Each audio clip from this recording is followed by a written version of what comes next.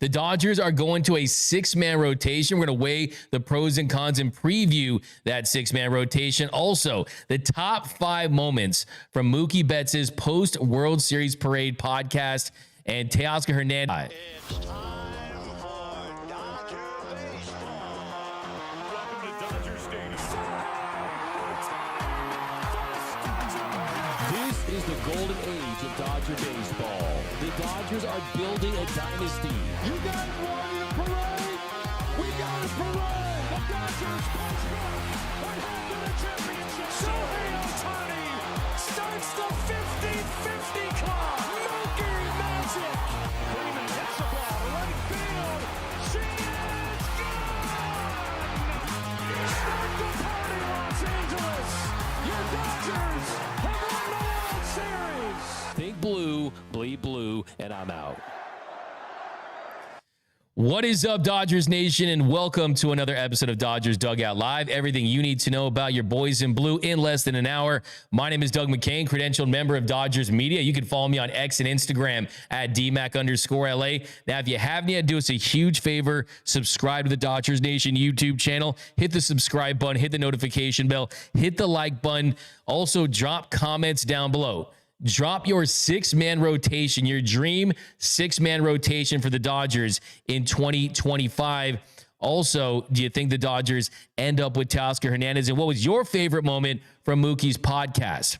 Also, we start every show with the Dodgers Dugout Live poll question of the show. And I asked you guys over on the X, if the Dodgers could only re-sign one of these players, who would you pick and why?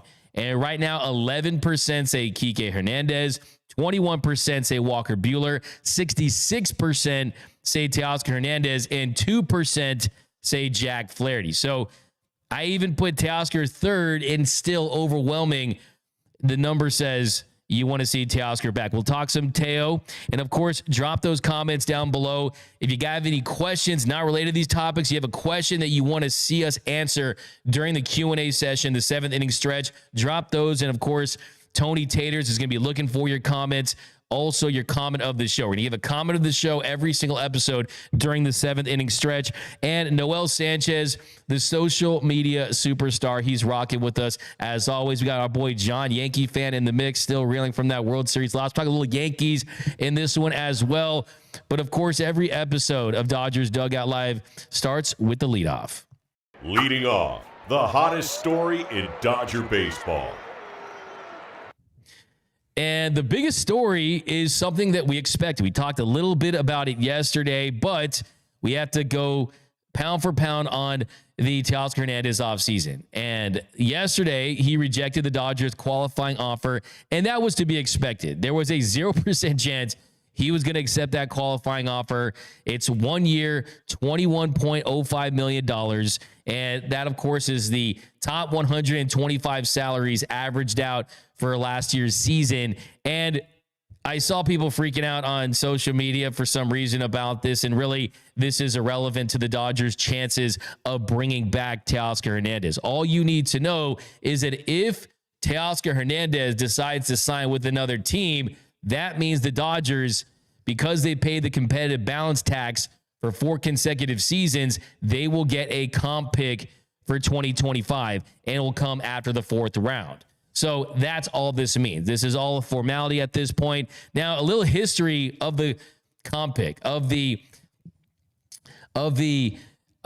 qualifying offer for the Dodgers. A little history behind it. I mean, you haven't had a deep history, but what they did get a couple years ago in 2023 when the Dodgers extended the qualifying offer to Tyler Anderson, he ends up signing with the Angels. And then Trey Turner, he signed with the Phillies. The Dodgers got some comp picks for those signings for other teams. They end up picking up Dylan Campbell, an outfielder, and pitcher Eric Swan.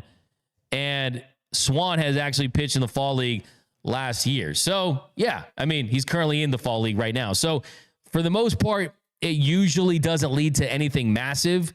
Of course, we saw Mike Trout a couple seasons ago, a long time ago, be involved with that. But when you look at this and where the Dodgers stand with Teoscar Hernández, this isn't going to change anything. I mean, 13 offers got extended, 12 were rejected. The only player that accepted the qualifying offer was Cincinnati Reds pitcher Nick Martinez, and made sense for him. But in the 13 years of the qualifying offer, there have been 144 QOs extended. Only 14 of the 144 were accepted. So it's rare to see a player accept a qualifying offer. If you kind of go deeper into the Dodgers history with it, in 2016, lefty pitcher Brett Anderson, he picked up the QO at $15.8 million. And then in 2019, Hyunjin Ryu, he came back to the Dodgers on a 1-year, $17.9 million contract. So there's been that. You also have had a history of the Dodgers extending the qualifying offer, that player rejecting it, and then said player coming back and re-signing with the team. In 2015, Howie Kendrick was back. Kenley Jansen and Justin Turner, they came back in 2016. Chris Taylor, he was re-signed to a new deal in 2021. So you do have a history there of bringing back guys that you extended the qualifying offer to, and they ultimately didn't extend it. Yeah, I know the Kenley Jansen, the story about Kenley Jansen's wedding and Justin Turner talking to Kenley Jansen during his wedding, and that was what led to Jansen coming back. So yeah, it's always interesting to see how things play out. But what you need to know right now is that this is just a part of the process. There's still, I think, a more than 50% chance that Teoscar Hernández is back with the Dodgers, but he's got to do what Juan Soto is doing on a less publicized level, and that's take meetings with teams, see how other teams value, field those offers, and go to the team where he thinks is the best fit, and go with the contract that he thinks he wants to sign, that he thinks proves his value. And he's not going to take that big of a hometown discount. We know that at this point. It's not $21 million. Do you get a deal done for 70, 80, 90 million? That's going to be the next step. I still think that there's a pretty good chance the Dodgers do end up with Teoscar Hernández. But next thing I want to get into is the six-man rotation. One of the big topics this offseason is that starting in 2025, the Dodgers are openly going to be going to a six-man rotation. They've kind of had an unofficial six-man rotation during stretches in the last couple of seasons, but at the GM meetings, Brandon Gomes said that it was a safe bet that they would be going to that six-man rotation. And if you look at the Dodgers rotation in 2025, on paper, outside of Tyler Glasnow, who by every report is going to be healthy, ready to go. He's going to start pitching after the first of the year. He's going to start a throwing program, and hopefully he's ready by the time the Dodgers head to Tokyo for their first regular season game. And then outside of that, you got Yoshinobu Yamamoto. So on the 40-man roster, you got Tyler Glasnow, Yoshinobu Yamamoto, and then after that, lots of question marks. Lots of question marks, starting with Shohei Ohtani. Shohei Ohtani underwent the labrum surgery. When is he going to be ready to make his Dodgers pitching debut? Will that be sometime in May? Will it be sometime in June? I think it's going to be around May that we see Shohei make his debut on the mound, at least right now. I don't think they're going to fast track it. I think they're going to slow play it. They're not going to rush him back out there on the mound.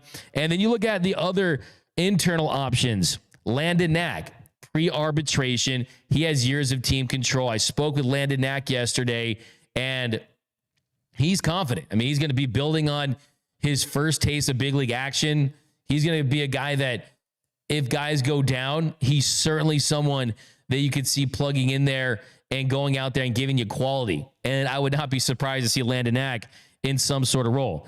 Then you have Bobby Miller. Bobby Miller, all the high hopes surrounding Bobby Miller. Bobby Miller's rookie season, really a top 3 rookie, did not follow that up with the kind of season we were hoping. Does he bounce back? Because the stuff is still electric. The fastball is still high velocity, mid to upper 90s, can pump 100 miles per hour. But how does the command improve?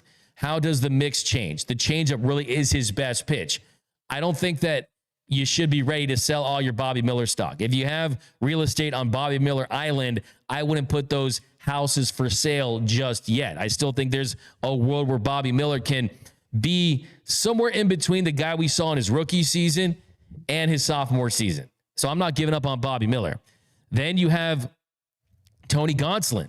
Tony Gonsolin has 3 years of team control. And I spoke with Tony Gonsolin yesterday at the Dodgers Turkey Drive, and he gave me the sense that he was itching to get back on that mound, to be the guy that he was a couple seasons ago that can help this team. And he said he's going to be at 100%. He said he was at 100% when the season ended, and he expects to be at 100% when spring training begins. So will he be a part of that six-man rotation? Really what it comes down to when you look at a six-man rotation is, do you have the depth? Do you have the depth that you can guarantee 5+ innings for all 6 of those guys? Because right now, if you're going to go to a six-man rotation, you got to go out there and make some signings, potentially make some trades. Hope that Roki Sasaki signs with the Dodgers. Because look at the names right now. Glasnow had some injury issues. Yamamoto had some injury issues. Ohtani coming back from surgery. Then you go down the line. Clayton Kershaw, he's already said he's going to be back. I think that he's kicking this can down the line, and he'll sign close to when pitchers and catchers report. Then he can be placed on the 60-day IL. We might not see him until the first 30-40% of the season goes by, maybe even by the midway point. They're not going to force him into a situation where he's pitching 150+ innings. That's unrealistic for Clayton Kershaw. River Ryan's out in 2026. Gavin Stone, he's out. Justin Robleski is a name that could contribute if they don't sign the guys they're aiming for and trade for the guys they're trying to trade for. He's pre-arbitration. He's got years of team control left. Emmett Sheehan, he's going to be out until July. Jack Flaherty, he's an unrestricted free agent, and I don't anticipate them re-signing Jack Flaherty. Jack Flaherty was great in the role they had for him. They won the 2025 World Series without Jack Flaherty, but I just think the kind of money that he's going to command, he's going to be able to get a multi-year deal because he can go 160+ innings. He can pitch like a top 3 starter in a postseason level rotation. I just think the Dodgers have their eyes on some bigger names right now. So I think looking at it right now, one name that I think could provide as much value as any free agent starter is Walker Buehler. I've been doing some deep dives on Buehler last couple of days, and I really do think if Walker Buehler is going to sign a $15 million one-year deal with a player option or anything along those lines, he could provide as much value as any starting pitcher when you look at that price. Remember, Snell, Fried, Burns, you're already at $140 to $200 million contracts. You're already high AAV contracts. And I would be interested in signing one of those 3 guys, but I think Walker Buehler certainly makes a ton of sense. Now, looking into the numbers for Walker Buehler, the question is, do you get the postseason version of him, or do you get the regular season version, or do you get something in between? I think he figured out a lot of things in the postseason. And I think that he'll say, yeah, I was bad in the regular season. Yeah, I'm a different pitcher when the lights get bright. But the pitch mix and the numbers behind it tell a different story. Because Walker Buehler in the regular season, the four-seam fastball wasn't there. It was one of the least effective four-seamers in the game. Postseason, it was back to being one of the better four-seamers in baseball. Regular season, opponents hit 342 and slugged 696 on his heater. And he also gave up 8 home runs. So he had 8 home runs and he had 9 strikeouts with that four-seam fastball. That wasn't getting it done. But in the postseason, that four-seam fastball came alive. You saw the perceived rise. You saw hitters swinging underneath it, and the numbers prove it. In the regular season, the rise was at 16.7 inches, had a 17% whiff rate. In the postseason, the rise went from 16.7 to 18.5 inches. The whiff rate went from 17% to 29%. And he also threw that four-seam fastball more. He threw it 37% of the time. So it tells you he was more confident in his heater. And look at some of those at-bats. Striking out Lindor, striking out Aaron Judge, striking out Stanton. Big punch-outs in big spots. And then what was the money pitch that we saw in the clincher in Game 5 in the ninth inning? It was that knuckle curve. And if you look at that knuckle curve, that I think has the potential to help reinvent him almost on the same level that Clayton Kershaw used that slider. Because that knuckle curve, if we get the one that we saw from him in the postseason, it could extend his career. It could have him back to all-star level. Opponents were 0 for 12 against his knuckle curve in the postseason. He punched out Austin Wells. He embarrassed Alex Verdugo for those final 2 outs in the World Series. He used it to get that big punch out on Francisco Lindor in Game 3 on that bases loaded jam. So that is his money pitch.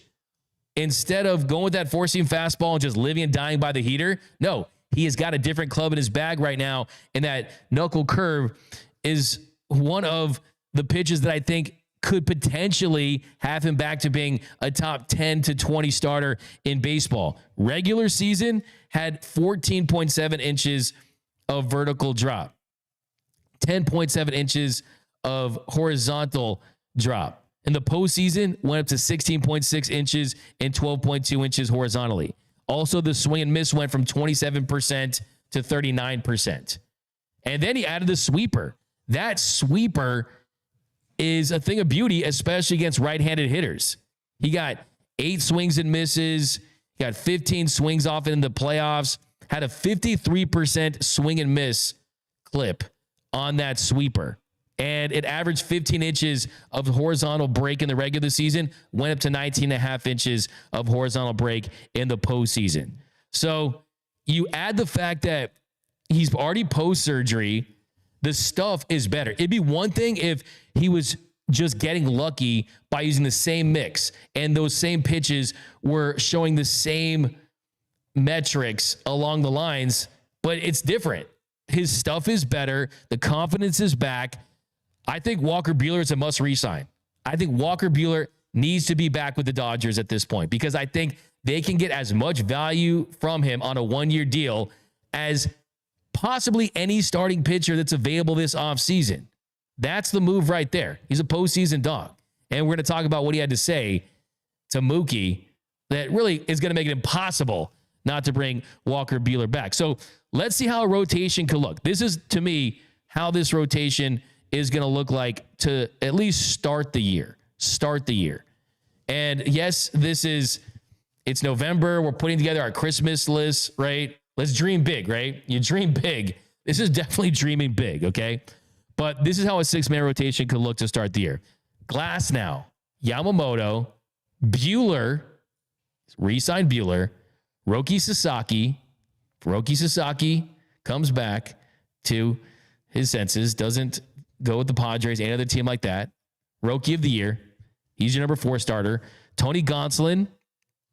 And then either of these guys would certainly be up in the rotation, but one of Snell, Burns, Fried, and Crochet. So the way I look at it is Glasnow still your ace. On his best day, hey, say what you want. Tyler Glasnow, Santa Clarita's finest. Tyler Glasnow on his best day still is elite. There's no denying that. It's just about staying healthy. And he still is my ace, even if they get any of these other names that we're throwing out there. Glasnow 1. I got to give Yamamoto 2, just because, hey, man, you give a guy $325 million. I don't care what these other guys are going to get. It's not going to be close to $325 million. Yes, a lot of that is because of Yamamoto's age and when they signed him.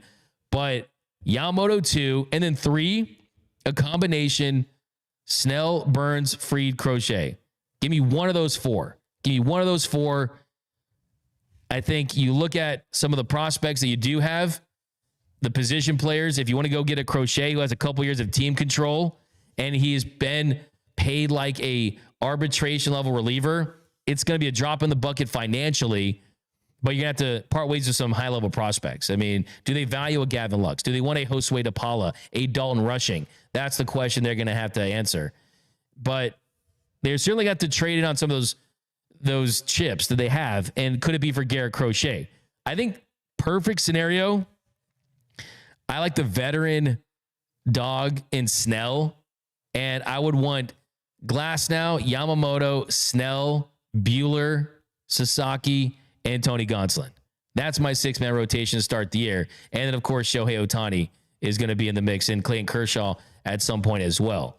But it's just tough to, on paper, it looks great. On paper, it looks like the Murderers rotation, all-time stuff. But we know that the truth is 1, 2, possibly 3 of those guys could go down. And we know from this past season that the top 2 starters that were rumored to be available never were traded. Skubal, Crochet, they were not dealt. The best pitchers that were traded, Jack Flaherty, Yusei Kikuchi, right? Those guys aren't aces. They're not number ones.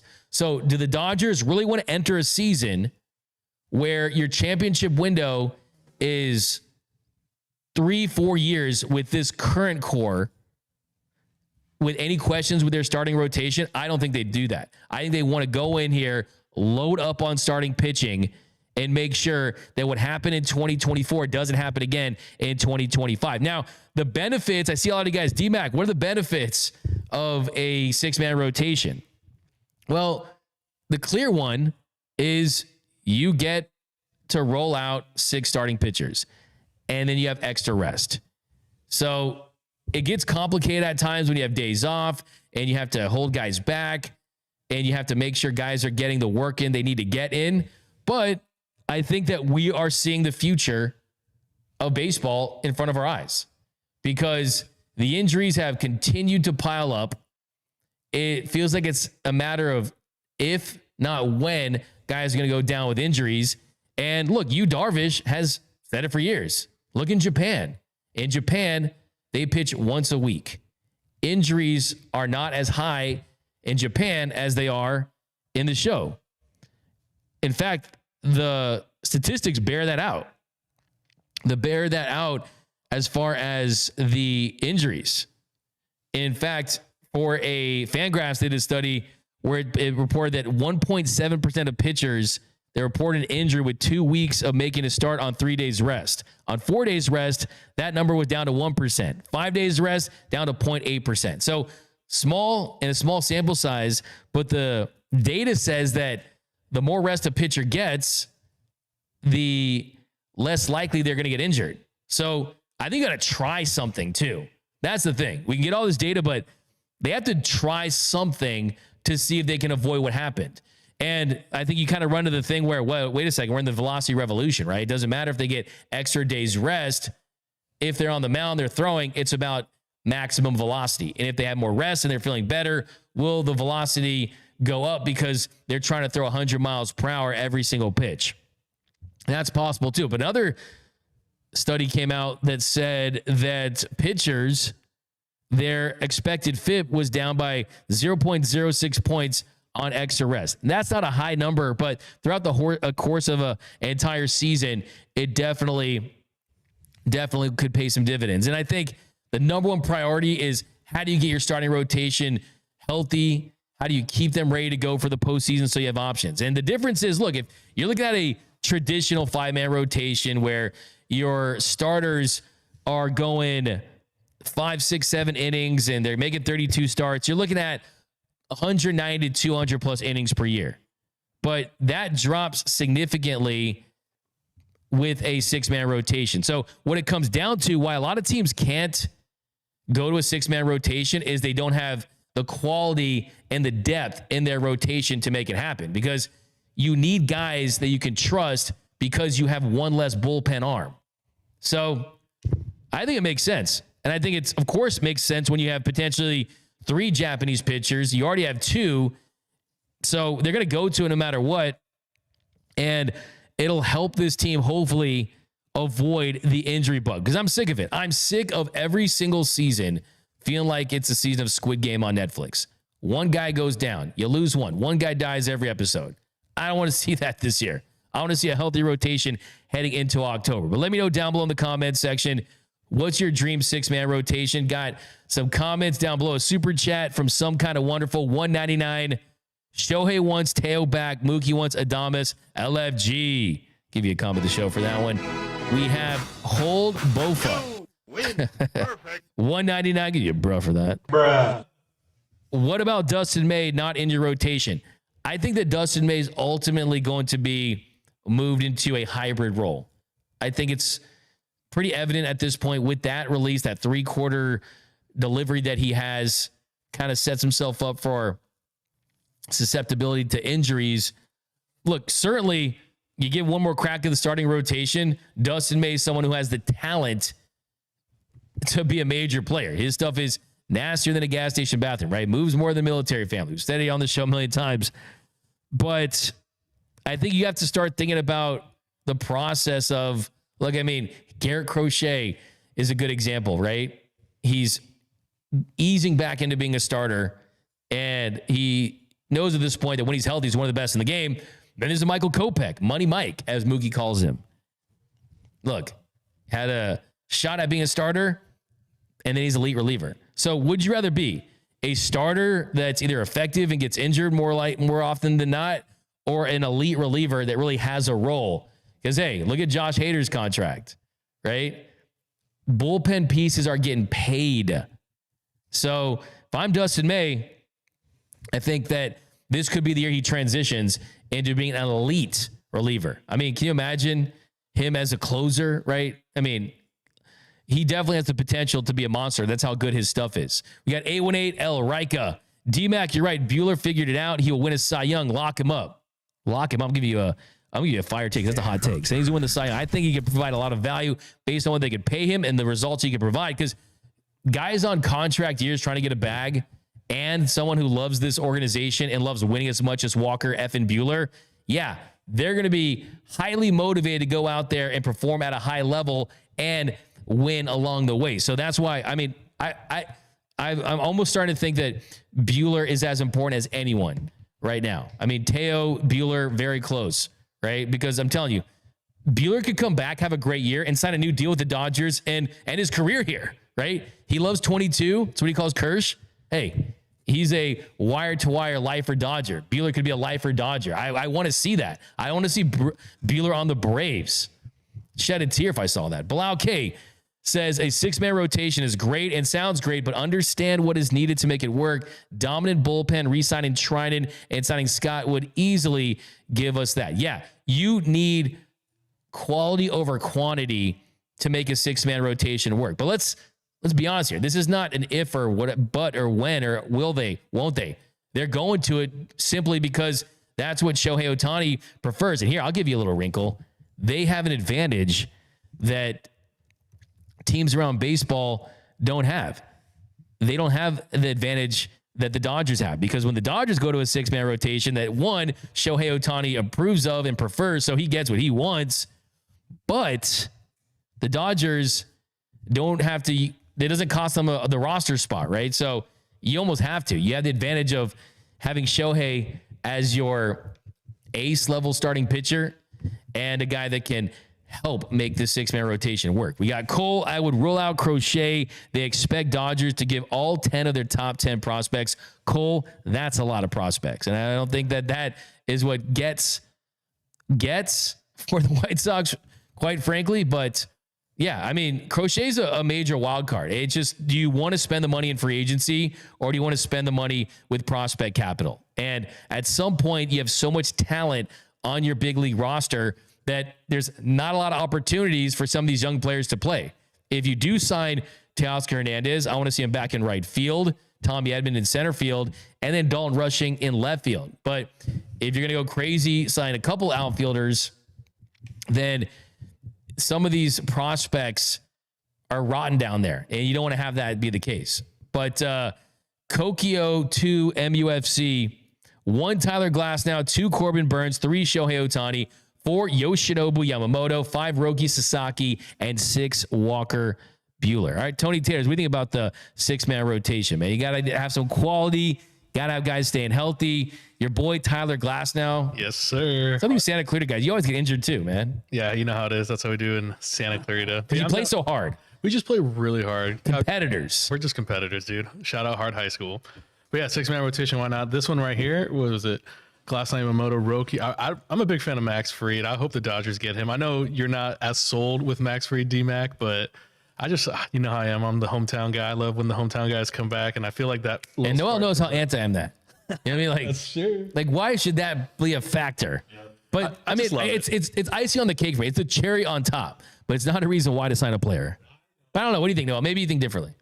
Man, I mean, well, first off, I am a sucker for an error. First off, 6-man rotation, I think the one you proposed would be really, really good. I think it's just good to have that system in place. And like you say, keeping the guys healthy when they have to pitch more innings, when they have to take on a bigger load, just a higher risk for injury. We saw so many of our guys go down this past season, and it was just a blessing that our bullpen was able to step up the way they did along with our starters in the postseason. But yeah, moving on to Max Fried, I think the narrative is there. We saw it with Jack Flaherty this past season. I mean, right after he got traded to the Dodgers, he went to Twitter and he just screenshotted "All Right" by Kendrick Lamar, and I thought that was pretty cool. He definitely plays the part into playing into LA, but yeah, I don't know. The hometown discount's a little tricky because we do live in California, Los Angeles. So even though that hometown discount sounds attractive, you know, they need more money because the taxes here are like pretty crazy. So yeah, I don't know. I think it would be a cool homecoming. I definitely think he would love to be a Dodger, but he's also looking to get his bread, and Dodgers got to do his best for them, man. Corbin Burns out there, Blake Snell out there. There's a lot of options, and you can't be married to a person. And Snell has connections too. He was born in Seattle. That's on the West Coast. Dodgers on the West Coast, right? So there's that connection, right? But I mean, come on now. I mean, it's hilarious to me. That's where it'll be like, so-and-so hit a home run while wearing yellow while being 32 years old and a half. Exactly. Yeah, those hit every single time. But I think the interesting about all of this is certainly that it's going to be contingent on guys going out there and performing well. And kind of give you an example, I mean, the course of the season, if your back end of your rotation isn't as successful, then it could cost you runs that you would be getting from high leverage relievers, right? So look, I mean, there's been a lot of the Orioles, for example, last year. I mean, the Orioles found that their bullpen was pitching less innings when they went to a 6-man rotation. So I think it's the way of the future. And Brandon Gomes already said it's a fair bet that they go with a 6-man rotation, and they're gonna have a lot of decisions to make. Like I said, Tony Gonsolin's healthy. Dustin May could move the bullpen. Could give him another shot. The young options: Bobby Miller, Ben Kasperius, Landon Knack, Justin Robleski. Kirsch is going to be back at some point. Snell, Fried, Burns, Buehler, Flaherty, Crochet, Rogi Sasaki. We got to figure this thing out. But one thing I do know, I want Walker Buehler to be a part of that 6-man rotation. But coming up next, we are going to run down the top 5 best moments from Mookie Betts' post-World Series Parade podcast. You do not want to miss this. That's coming up next on Dodgers Dugout Live. What up, Dodgers Nation? D-Mac here to remind you that if you have not yet, be sure to subscribe to the Dodgers Dugout Live podcast. You can find it wherever you get your podcast. So if you want to listen to the show in audio form, when you're driving to Dodgers Stadium, when you're driving from Dodgers Stadium, when you're commuting to work, wherever it is, you definitely want to lock into the podcast. We're going to start featuring some podcast exclusives, interviews. So definitely, even if you do watch the show daily on YouTube, be sure to subscribe to the Dodgers Dugout Live podcast wherever your podcast. So be sure to do that. It really supports the channel. And as always, think blue, bleed blue, and I'm out.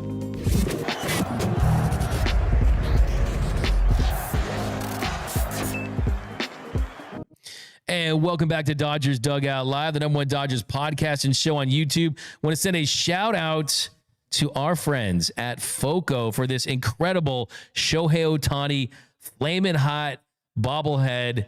It's only perfect because this guy was on fire all season long. So this is incredible. He's about to win the MVP very soon. The details. Look, I love the stadium giveaway bobbleheads, the gold one, the decoy one. But, man, the FOCO detail kind of takes it next level. I mean, this is incredible.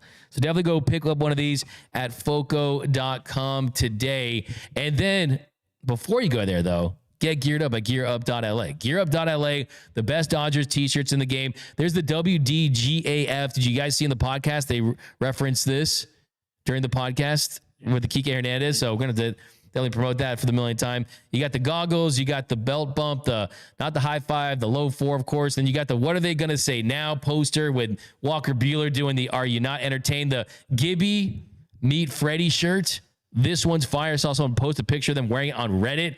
Great quality. You got Freddie, you got Gibson. So definitely go over to gearup.la.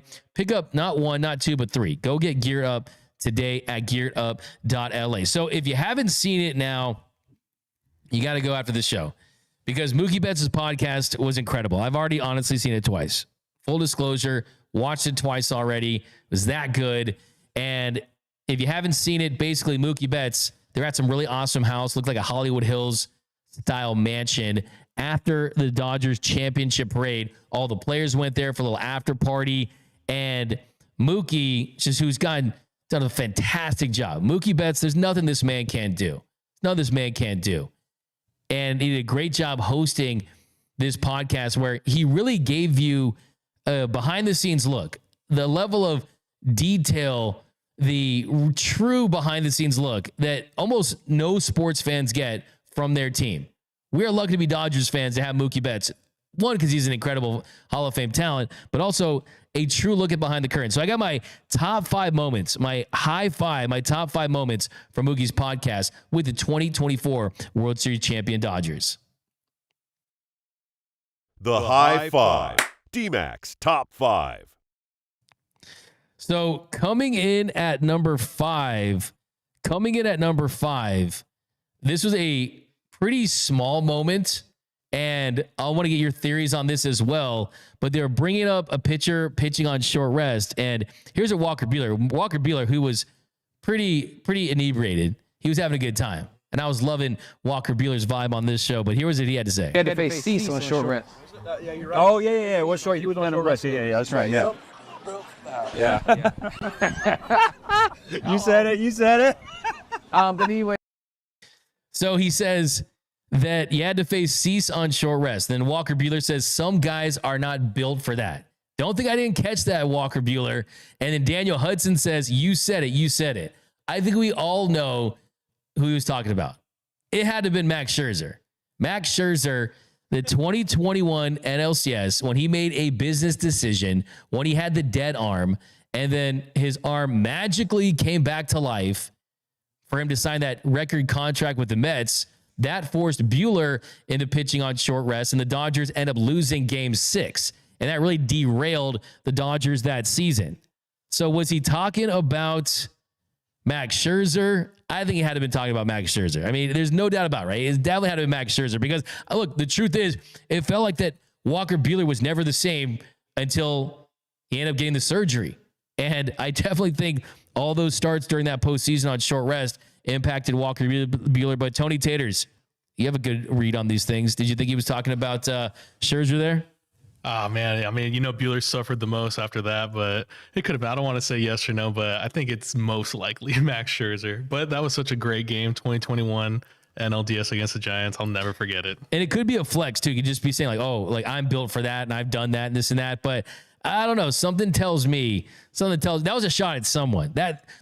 These guys take things personal. Walker Buehler is someone who always is calculated and measured with the things that he says. I think that he was going at a little sneak diss at Max Scherzer. But then coming in at number 4, I got to go with Walker Buehler. Just the story behind going to the bullpen, the respect he has for Clayton Kershaw. I can listen to Walker Buehler talk about Game 5 all day, every day. For me, the first thing is, I said, what would 22 do? And 22 would be out there. And he was hurt and all that shit, so I guess I had to fucking do it, and that sucks. And Oh, boo-hoo. Boo-hoo. Sorry. Last out of the World Series. but if I'm gonna run out there and I'm not gonna get the ball, it sucks. You jog out there, you feel so cool, and then you just sit there. Like in Game 6. Oh, okay. No, but in Game 6 against the Mets, I just ran in from the bullpen. No, but I got 35 guys or 40 guys that if you all tell me I'm gonna hop on your back, I better be able to stand up. That's a thing to me, man. It's hard to explain that, and if nobody's relied on you the way that people rely on all of us, I don't know. This is the coolest shit ever, and I don't know. is definitely having a good time there, and you gotta love him. He was always doing beer bongs at the parade. He was definitely. I mean, how many beers deep do you think he is? How many? He's a big whiskey guy, but I mean, Antonio, if anyone knows getting wasted, it's you. Dude. Where was he at? Dude, he looked like at least 12 beers deep. I think they were drinking Sapporo there.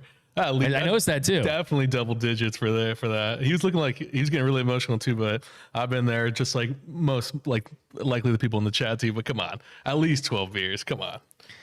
No, absolutely. He was out there having a good time. And what really kind of hit me though is the admiration in his voice, the tone that changed when he brought up Clayton Kershaw. When he called him 22, what would 22 do? And I think if you followed this team for the last couple of decades, you know that any slander that's aimed towards Clayton Kershaw is usually from someone who's either a bandwagon fan, someone who doesn't know the ins and outs of kind of how overused he was. Yes, did he have some bad games on the mound? Surely he did. But one thing he didn't do was not want the ball. And you saw the guy who didn't want the ball in the last clip, Max Scherzer, that we think it was a reference to. Kersh always took on that challenge. Sometimes he had success, sometimes he failed, but he never ran away from that challenge. And Kersh wasn't on this World Series roster. Clayton Kershaw was in the dugout. And Mookie talked about it during the show. During Game 5, during the 5th inning, Kersh kind of hit you with the, all right, guys, let's go. Let's go. And that leads to the 5th inning of all 5th innings if you're the Dodgers fans, and a nightmare for Yankees fans. So you have that impact, and then just how Kersh's presence has wired Buehler all these years. That Buehler goes to the bullpen, I think in large part because of all the years he spent being around Clayton Kershaw, knowing that's the standard. Kersh has set the standard for what it means to give it every single thing you have and then some for this organization.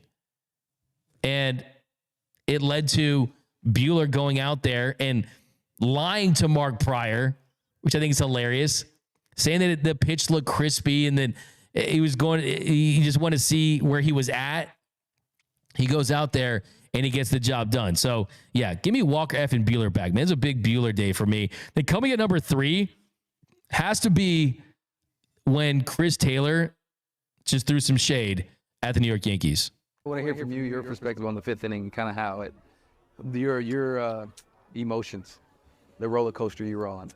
Yeah, no, I mean, everybody saw it, right? So, to me, I mean, we're all kind of thinking it. They kind of shut down their leg, right? You know, they were pressing like it was like one thing after the next.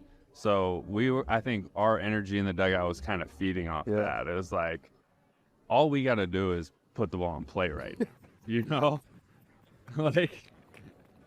And, yeah, it's a fact. And we knew the big hit was going to come at some point, you know, so it's sort of just passing the baton to the next guy. And, and then after Teo hit that double, and I feel like the whole momentum, everything just shifted, and we all kind of knew. And then even after they scored one, like, I don't think anybody was worried. Yeah, we didn't blink an eye at that. Yeah, we knew we had it. So you love that right there. Is probably the least likely guy that you would expect to throw some shade, to throw a burn. Chris Taylor does that. I mean, said that they crap down their legs. They just need to put the ball in play. And it just goes to show that was one of the biggest meltdown innings for a team that we've ever seen. Usually it's one play, right? Usually it's Bill Buckner, one play. But it's an entire inning. And I was thinking today, watching this, that for the rest of time, if you're a Little League coach, if you're a high school coach, if you're a college coach, if you're someone out there that's teaching fundamentals, how many times are you going to hear someone throw a jab at the Yankees? You don't want to be like that Yankee team. You don't have a Yankees 5th inning. What, we look like the 2024 Yankees during the 5th inning. Let's get our stuff together. Let's clean it up, right? The Yankees are going to be the butt of a joke because of that level of defense for that inning. And this Dodgers team knew they were the better team, even though they only had 3 starting pitchers, because that Yankees team defensively, they weren't able to make the routine plays. I will say too, just kind of looking at a different angle of it last night, Mookie Betts just hitting a cue shot, sprinting down the line the way he did. Just the extra stress that he put on Garrett Cole and Rizzo in that situation. Look, I think if Mookie's not flying out of the box, maybe they make that play. But Mookie flying out of the box the way he did, I think was a major difference maker. And then coming in at number 2, this one will give you the warm and fuzzies, is before the postseason began, it was Mookie, it was Muncy that had conversations all throughout the season about what this team needs to do different to get over the hump in October. And they made the decision to spend more time with each other. And they asked him for 3 weeks, right? And just, you want to spend time with your family and your girlfriend and your kids and all this stuff. But they spent so much time with each other, eating dinners, watching movies, playing video games. Instead of driving their own cars down to San Diego in the NLDS, they took the team bus. This team was as connected and bonded as any team I've ever seen in the last 13 plus years of Dodger baseball. And here's what Muncy had to say about the biggest difference between the 2024 Dodgers team chemistry and the teams from the past. The team this postseason, it's hard to describe. Like, that's the closest thing I've ever been a part of, like, without a doubt. Yeah. After we got to New York at 8 a.m. and practice, and we all still went to that team dinner, and I think that's why we showed out in New York. Yeah. The group of guys that we had, you just cannot compete against a group of people that we were as a unit. You just can't do that. And we're going to overcome every obstacle. We already did it for 8 months. And now we're like this. Yep. You got no chance. And like the best thing was, to me, from my perspective, was like after we won the World Series, we were so together. We all said, fuck it, we just gonna argue with our wives so we can ride back together. You know what I'm saying? Like, that's dope. That's why we won the World Series, I love that, man. These guys are bonded for life. The 2024 Dodgers for life. I like how Tommy Edman had that little laugh, like, I love my wife. I'm a good boy. I don't argue with my wife. But yeah, look, goes to show that this is a very different team. Like I said, this is not just co-workers.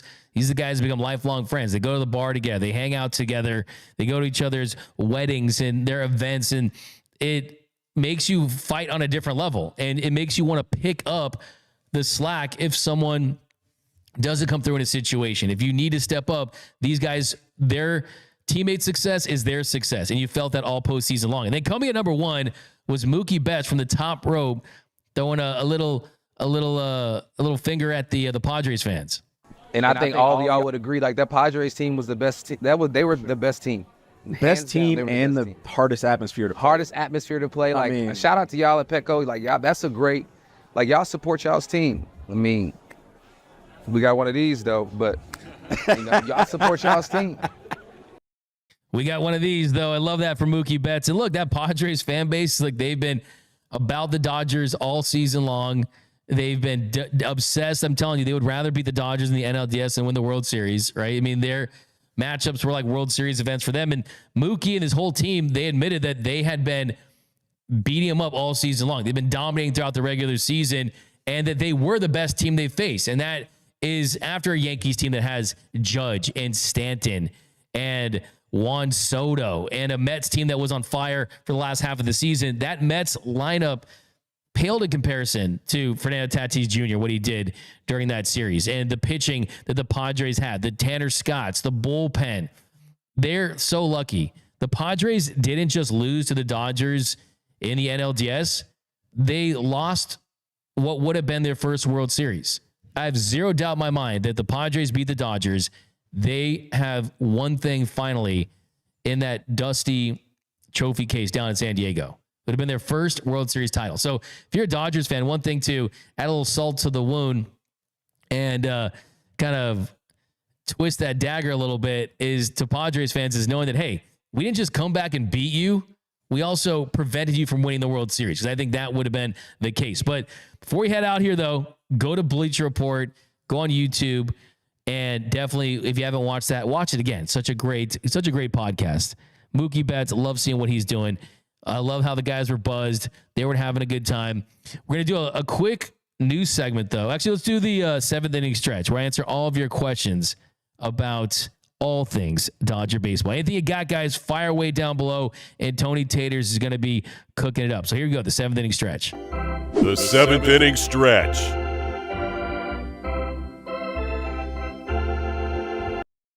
So we got Ryan Smith, a $5 super chat. Any update on the Tokyo series ticket? So right now, I expect it to be something similar to what we saw in Korea, where they're going to make it difficult probably to get those tickets. But right now, if you go to MLB.com, it's not a lot of concrete information about what's going on with the tickets. I was at Dodger Stadium yesterday, and I was talking to someone about it, and it's going to be a hot ticket. I mean, you have potentially 3 Japanese superstars in Tokyo. It's going to be a historic event on Tuesday, March 18th, and Wednesday, March 19th. So as soon as there's concrete information, we'll be giving that to you. So stay tuned for that. Zeppelin 27901 199. Spell his jersey name as Glass now until 140 plus innings pitched. So you see, you add the extra S.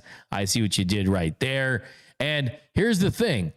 If you have a 6-man rotation, maybe this is the best way to utilize Tyler Glass now.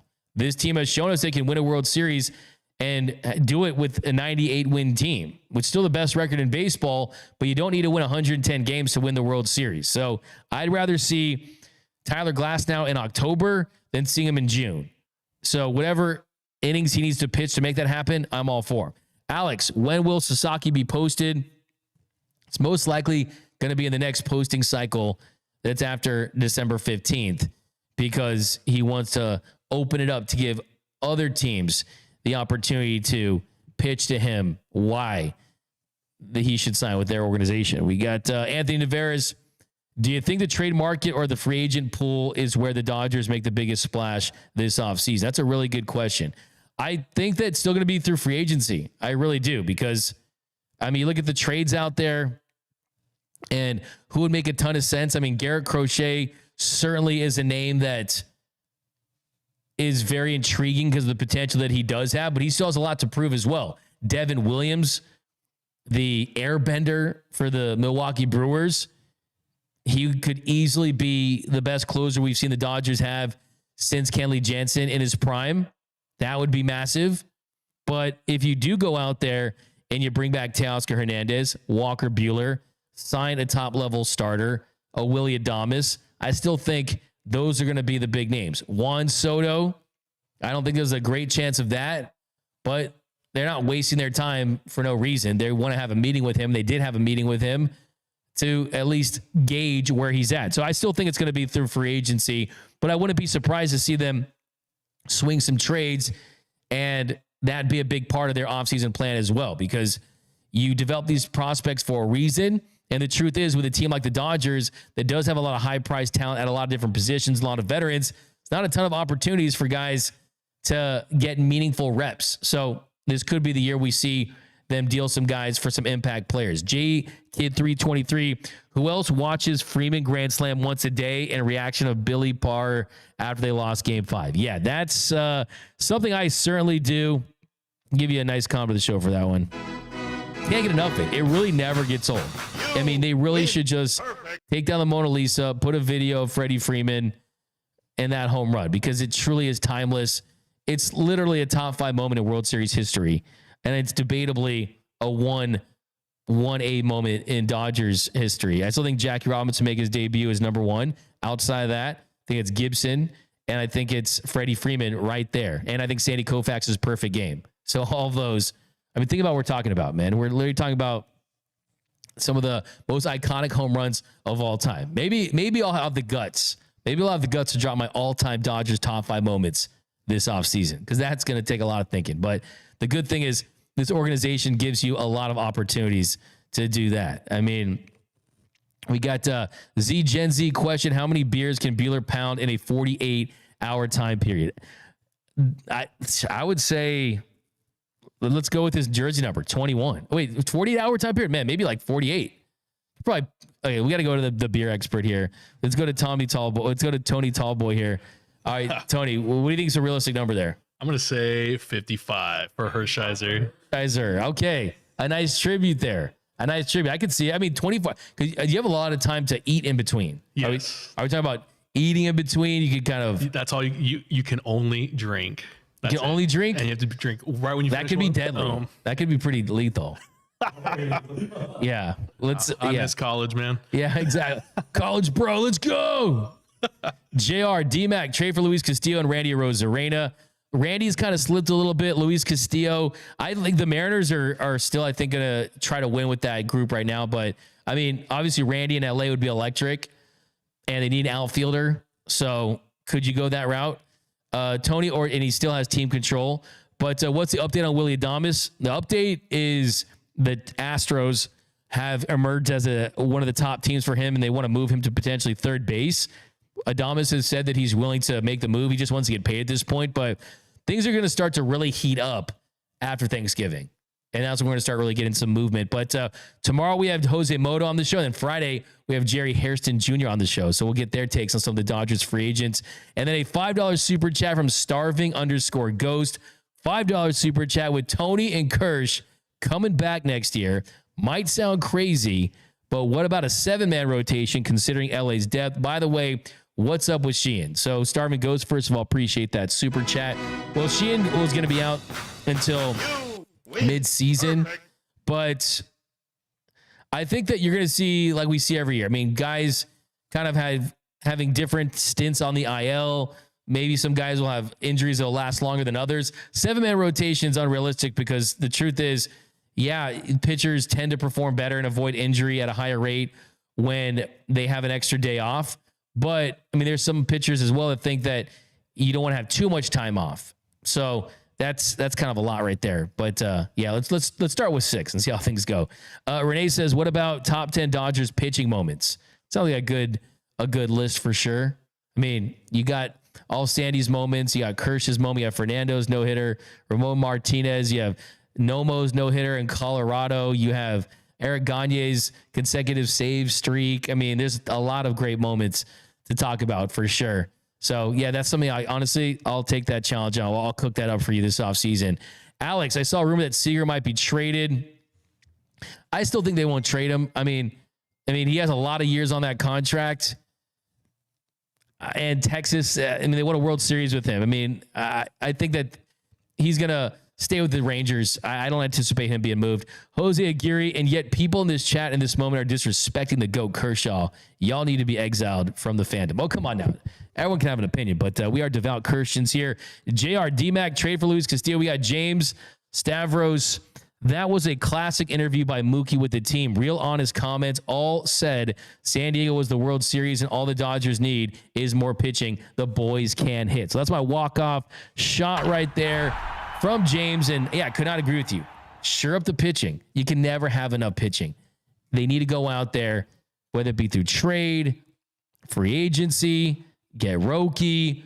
Pitching is the priority this offseason. Then you got your options to bolster this lineup. We need Teo back as well. But that's going to do it for this episode of Dodgers Dugout Live. My name is Doug McKain. You can follow me on X and Instagram at DMac_LA. If you haven't yet, subscribe to the channel, hit that notification bell. And if you really want to support the channel, hit that like button and go to gearup.la, buy some merch, and write us a review on podcast form too. We'll read it on the show. But that's going to do it for this episode. Remember, nothing brings us together quite like Dodger baseball. And until next time, think blue, bleed blue, and